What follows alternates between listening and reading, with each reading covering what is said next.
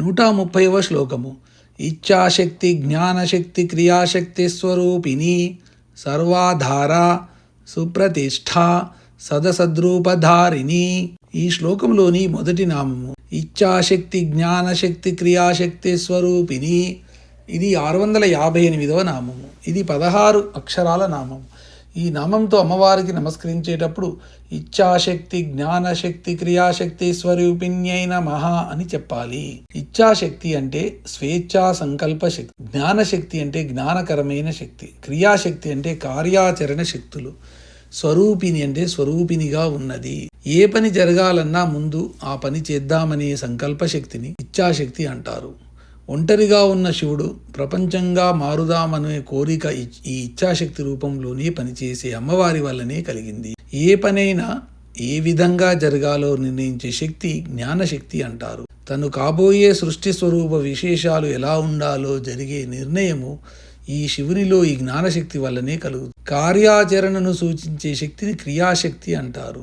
ఈ క్రియాశక్తి ద్వారానే శివునిలోంచి ప్రపంచం వ్యక్తమైంది. ఈ విధమైన 3 శక్తులకు ఆధారభూతమైనది.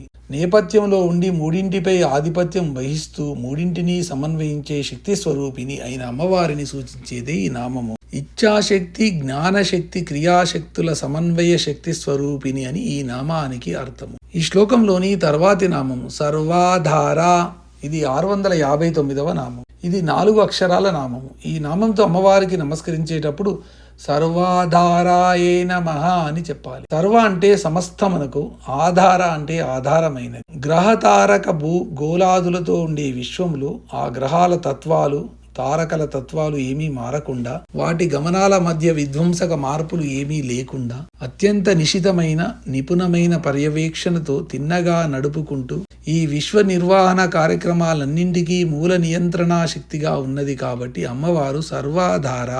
పైనున్న స్వాధిష్టానాది శక్తి కేంద్రాలన్నింటికీ మూలాధారమే ఆధారం. పృథ్వీతత్వమైన మూలాధారంలో అన్నీ ఇమిడి ఉంటాయి. అటువంటి మూలాధారాధిష్టాన దేవతగా అమ్మవారిని సర్వాధార అనవచ్చు. మిగిలిన గ్రహాలకు మన భూమి మీద ఉన్నంత వృద్ధివీత్వము లేదు. అందుకే మన భూమిని పృథివీ అన్నారు. పురుష సూక్తం కూడా పృథ్యాం భూమి అని చెప్పి, అంటే మనిషి నిలబడటానికి పాదాలు ఎలా ఆధారమో ఈ విశ్వానికి భూమి రూపంలో ఉండే అమ్మవారు అలా ఆధారమని కూడా చెప్పుకోవచ్చు. మూలా నక్షత్రము ఈ సౌర కుటుంబాలన్నింటికీ ఇరుసు కేంద్రం లాంటిది. అందుకే దాన్ని చూసి మనలో పృథ్వీతత్వాన్ని నియంత్రించే శక్తిని మూలాధారము అని పేరు పెట్టారు. అన్నిటికీ ఆధారమైనదని ఈ నామానికి అర్థము.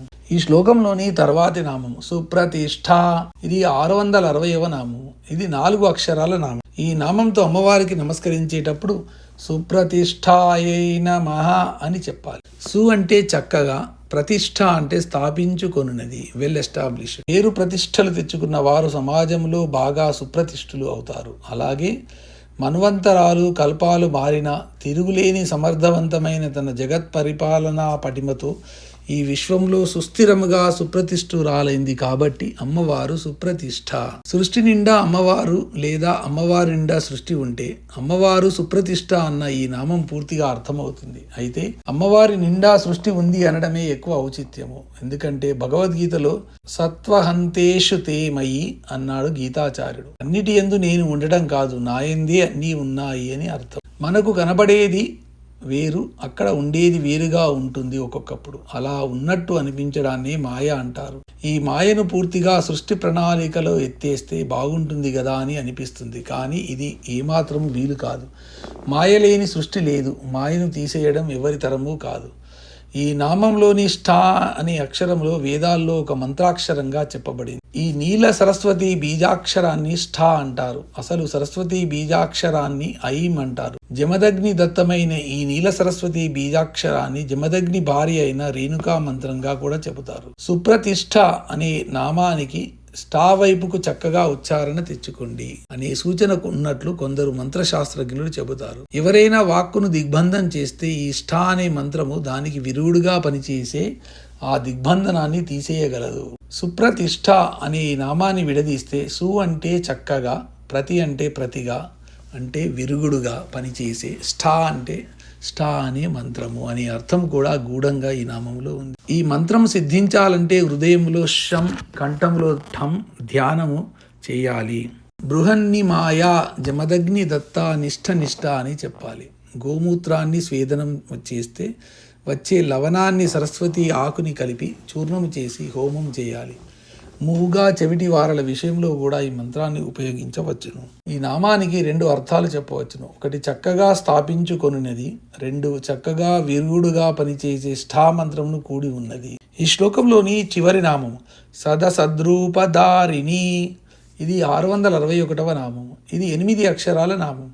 ఈ నామంతో అమ్మవారికి నమస్కరించేటప్పుడు సదసద్రూపధారిణ్యై నమః అని చెప్పాలి. సత్ అంటే వ్యక్తమైనది గాను, అసత్ అంటే వ్యక్తము కాని దాని గాను, రూప అంటే రూపమును, ధారిణి అంటే ధరించును. వ్యక్తమై కళ్ళకు కనబడేదంతా సత్, వ్యక్తము కాకుండా కనబడకుండా ఉండేది అసత్. అమ్మవారు ఈ 2 సమన్వయ స్వరూపినిగా ఉంటుంది.